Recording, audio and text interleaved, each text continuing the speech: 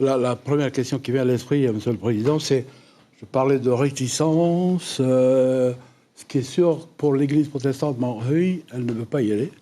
Il y a une petite hésitation encore au niveau de l'association 193. Qu'est-ce qui se passera s'il n'y a personne pour y aller?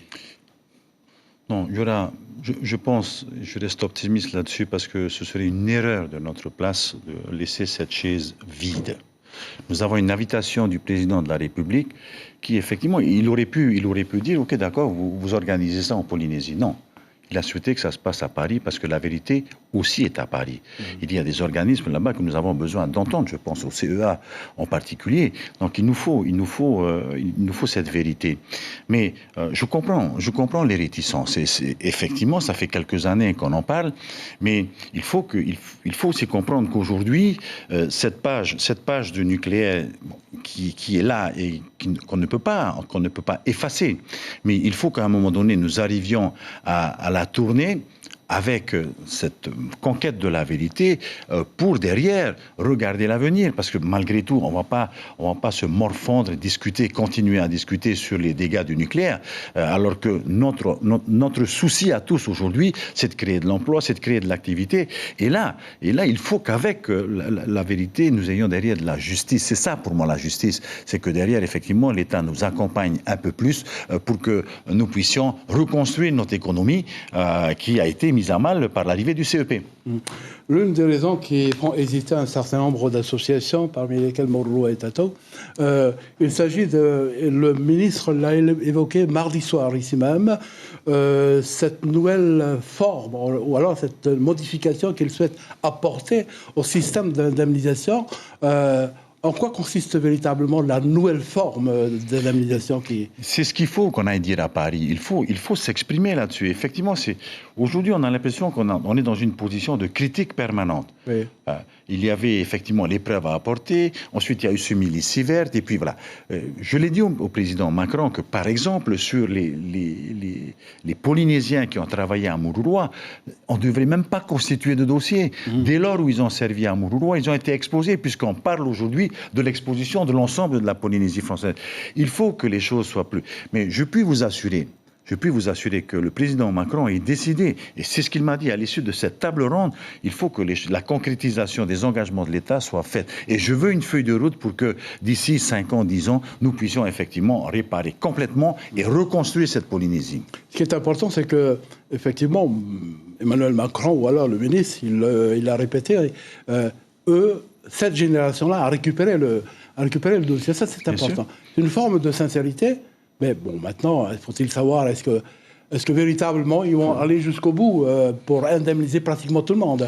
Ben, vous savez, si nous voulons savoir s'ils vont aller jusqu'au bout ou pas, il faut commencer par discuter, il faut se mettre autour de cette table, et puis surtout, il faut que nous soyons unis. Vous avez entendu dans votre reportage, les Polynésiens sont convaincus que c'est si nous sommes unis, nous pourrons obtenir quelque chose. C'est pas dans notre division que l'on pourra aller défendre des positions à Paris. Nous devons, et c'est le but de Télécotica, c'est de mettre tout le monde ici à Tahiti avant de partir sur Paris, et puis de poser les questions que nous voulons poser tous ensemble. Que ça soit posé par l'une des associations ou par un parlementaire.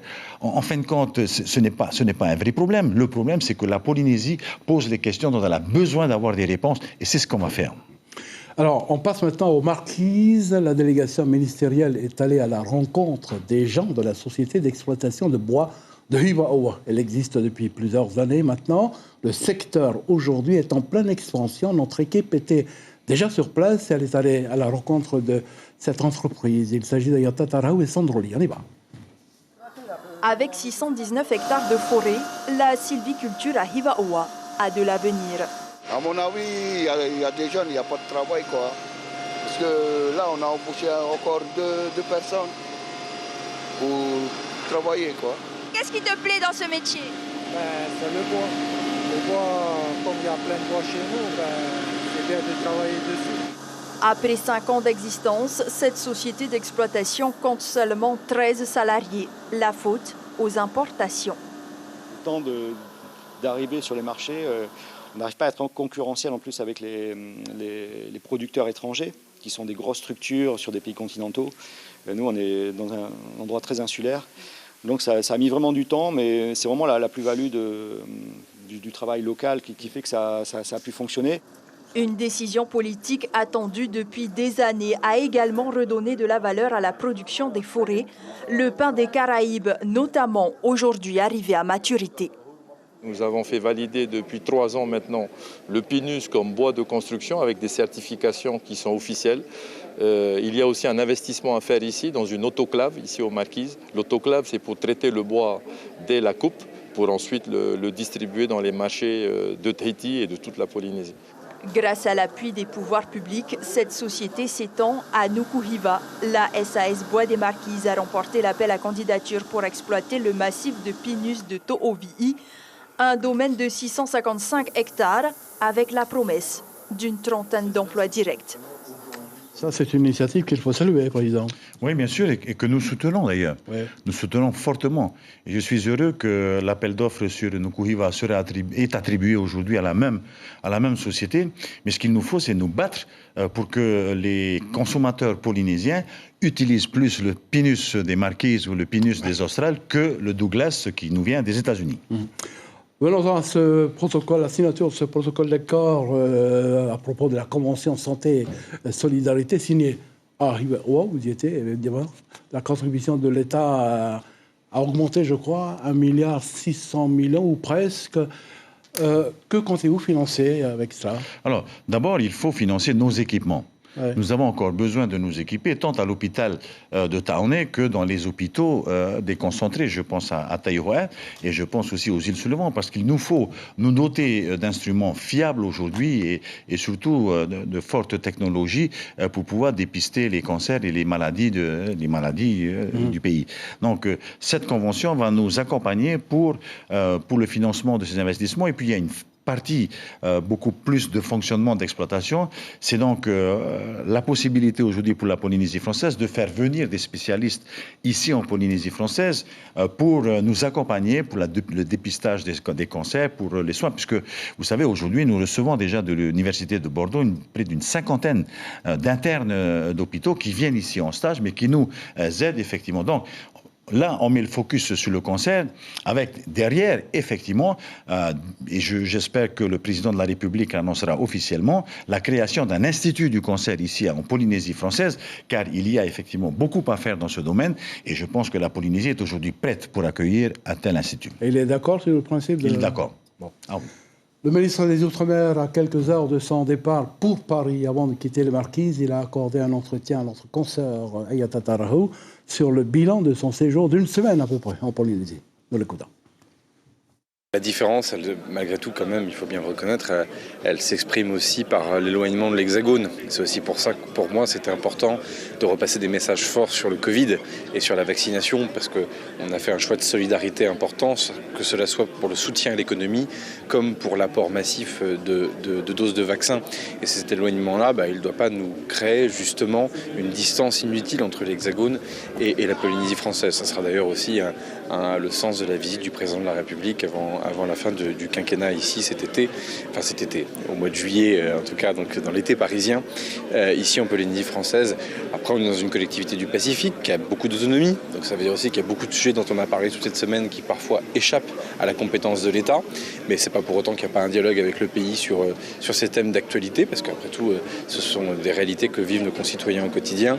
Donc c'est vrai que il y a une dimension partenariale entre le pays, les communes et l'État, qui est peut-être plus spécifique qu'ailleurs, puisque l'État, au fond, n'est parfois plus compétent sur grand-chose, si ce n'est le régalien. Et puis, bien sûr, on a quand même des moyens financiers pour venir aider. Justement, on a vu ces dernières années que les relations entre l'État et le gouvernement de la Polynésie s'étaient beaucoup améliorées. Ça augure quoi dans l'avenir? Vous savez pourquoi ça s'est rapproché au-delà des bonnes ententes personnelles et amicales, c'est tout simplement que c'est très compliqué de faire avancer des dossiers, de régler les problèmes quotidiens des gens en se mettant sur la figure. C'est très compliqué en faisant des divisions, c'est très compliqué en faisant des soustractions. Et souvent, certains politiciens ont cru bon de devoir jouer une carte farouche contre l'État, mais pour mieux garder leur précaré politique personnel, ça ne menait nulle part. Moi, je ne suis pas candidat ici à une élection en Polynésie française. Mon seul objectif, c'est que les dossiers avancent. C'est plus facile quand on fait des additions que des soustractions et des divisions. Et c'est vrai que on n'est pas toujours d'accord avec Edouard Fritsch. Parfois, il y a des sujets sur lesquels il y a des discussions. Mais enfin, on cherche à bien faire dans ses compétences et dans les miennes. Et évidemment, ça permet de faire avancer un certain nombre de dossiers. On l'a vu ces derniers jours. La Polynésie a une place importante aussi dans la géopolitique. Oui, je pense que je suis frappé de voir d'ailleurs que les Polynésiennes et les Polynésiens, c'est peut-être aussi le Covid qui est passé par là, mais il ne faut pas se replier sur soi-même. La Polynésie, c'est l'ouverture à l'Indo-Pacifique, c'est l'ouverture à une économie bleue qui est complètement nouvelle. Il y a une ouverture stratégique entre l'Inde, la Chine et les États-Unis. On ne peut pas ne pas voir aussi les modifications de politique et de diplomatie de ces grands pays. Et là, il y a quelques promesses de développement pour l'avenir. Regardons aussi de près l'ensemble des micro-États du Pacifique après Covid. Ça va être assez triste, malheureusement, parce qu'il n'y a pas les PGE, il n'y a pas les fonds de solidarité qui ont été mis en place par l'État ou les fonds spécifiques tels dièse mis en place par le pays. La vaccination ne se fait pas avec les mêmes vaccins, ne se fait pas au même rythme. Et donc, le Covid va quand même, mine de rien, beaucoup bouleverser ça. Ça veut dire aussi qu'il va y avoir des opportunités formidables pour l'économie polynésienne. Et pas que touristique. On vient de visiter ici une scierie et avec de la filière bois, l'agriculture, etc. Bref, il y a des opportunités qui vont être à prendre. En revanche, il faut se tenir prêt à les prendre. Dernière question, le nucléaire, vous avez beaucoup évoqué le fait de ne plus revenir sur le passé, mais de regarder l'avenir. Concrètement, ça signifie quoi pour vous? Non, mais ça ne veut pas dire qu'il ne faut pas regarder le passé, parce que je ne voudrais pas qu'à travers cette phrase que j'ai eue, on imagine que je veux minorer les choses du passé. Je dis juste, c'est qu'il y a toute une jeunesse qui me pose des questions qui sont très claires. L'emploi, la capacité à aller dans l'Hexagone et à revenir ici au pays, l'accès à une formation. Les jeunes filles au RSMA m'ont aussi parlé de leur vie quotidienne, de là où elles venaient. Je veux juste qu'on fasse bien attention à ce qu'on ne prenne pas plusieurs années à étouffer toute une génération qui a aussi envie d'entendre des choses sur le nucléaire, mais a aussi envie d'avoir des réponses sur le reste. Et c'est juste ça dont il faut prendre garde, et c'est ma sensibilité de jeune homme peut-être aussi, c'est qu'il faut répondre aux deux en même temps. En tout cas, c'est ce que veut faire Edouard Fritsch, et moi je suis complètement partisan de faire cela. Président, on l'a bien entendu, donc les relations entre Paris Propriété sont au beau fixe, à moins que vous échouiez sur la table ronde, ce qui pourrait contaminer en quelque sorte, les essais nucléaires pourraient contaminer vos relations. En tous les cas, je n'espère pas. Il n'a pas dit une chose qui est importante aussi, c'est que si aujourd'hui les relations entre Paris et la Polynésie vont bien, c'est parce que nous sommes sortis complètement de l'instabilité. Ça, c'est important. Effectivement, nous donnons l'image à Paris d'une population d'élus unis, malgré l'existence d'une opposition. Mais voilà, c'est stable. On ne joue plus comme on a joué pendant quelques années à celui qui attrape le pouvoir. Aujourd'hui, la vie démocratique est une réalité en Polynésie française et on arrive donc à avancer. Merci, Président, de votre visite. On se retrouve vers la fin de ce journal. Résistez. Bonsoir et à vous.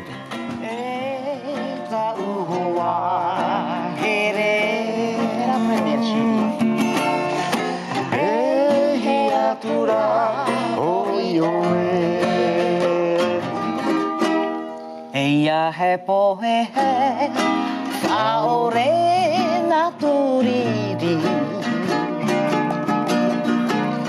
O e hoa, tau I here.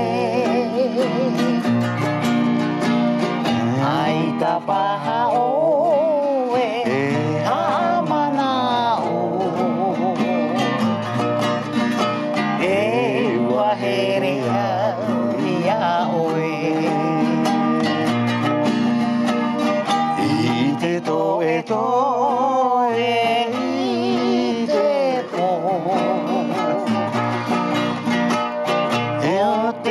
Ave